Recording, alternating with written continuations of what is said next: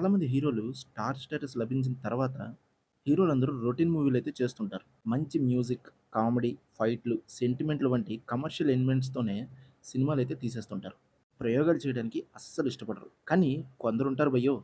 వాళ్ళు మాత్రం ప్రేక్షకులకి ఏదో కొత్త కాన్సెప్ట్ లేదా ఒక కొత్త కథను పరిచయం చేయాలని ప్రయోగాలైతే చేస్తుంటారు. అలాంటి వాళ్ళలో మన 'ప్రిన్స్ మహేష్ బాబు' గారు కూడా ఉన్నారు. అయితే 'మహేష్' గారి కంటే ముందు 'సూపర్ స్టార్ కృష్ణ' గారైతే ఇలాంటి ప్రయోగాలు చేస్తూ ప్రేక్షకులకైతే సరికొత్త అనుభూతినైతే అందించేవారు. ఆ వారసత్వాన్ని 'మహేష్' గారు తీసుకున్నారనే చెప్పుకోవాలి. కెరీర్ ఫస్ట్‌లో అయితే 'జేఎన్‌సీ పరంజీ'తో 'టక్కర దొంగ' అనే కౌబాయ్ సినిమాతో అయితే టాలీవుడ్ ప్రేక్షకులకైతే ఆశ్చర్యపరిచారు 'మహేష్ బాబు' గారు. కమర్షియల్‌గా ఈ సినిమా సక్సెస్ అవ్వదని తెలిసి కూడా రొటీన్ సినిమాలకు భిన్నంగా 'మహేష్' ఈ మూవీనైతే చేశారు.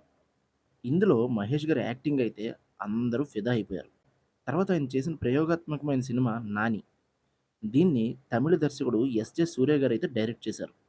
సైంటిఫిక్ ఫిక్షనల్ మూవీగా వచ్చిన ఈ సినిమా అప్పట్లో హిట్ అయితే కాలేదు కానీ, ఇప్పుడు టీవీలో వేస్తే మాత్రం దీన్ని చూడకుండా అయితే ప్రేక్షకులు ఉండలేరు. మహేష్ గారి కెరియర్‌లో ఈ సినిమా కూడా బిగ్గెస్ట్ ఫ్లాప్‌గా అయితే నిలిచింది. అయినా కూడా ఆయన ఒక కొత్త కాన్సెప్ట్ చేశామనే సంతృప్తి మాత్రం మహేష్ బాబు గారికైతే మిగిలింది. ఈ మూవీలో చిన్న పిల్లాడిలాగా మహేష్ బాబు గారు చూపించిన నటన చాలా బావుంటుంది. మహేష్ గారు చిన్న పిల్లోడిలా చాలా చేశారని చెప్పుకోవాలి.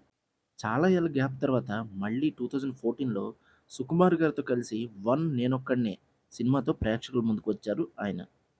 అయితే ఈ మూవీ క్రిటిక్స్‌ని మెప్పించింది కానీ కమర్షియల్‌గా సక్సెస్ కాలేకపోయింది. ఇన్ని ఫెయిల్యూర్స్ వచ్చినా కూడా 'స్పైడర్' అనే సినిమాతో మరోసారి ప్రయోగాత్మక సినిమా చేశారు ఆయన.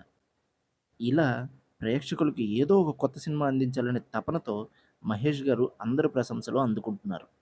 ఇక మహేష్ బాబు గారికైతే థాంక్స్ చెప్పుకోవాల్సిందే. ఎందుకంటే ఫ్యాన్స్‌కి ఆయన ఏదో ఒక విధంగా ఒక కొత్తదనాన్నయితే చూపించడానికి ప్రయత్నిస్తున్నారు.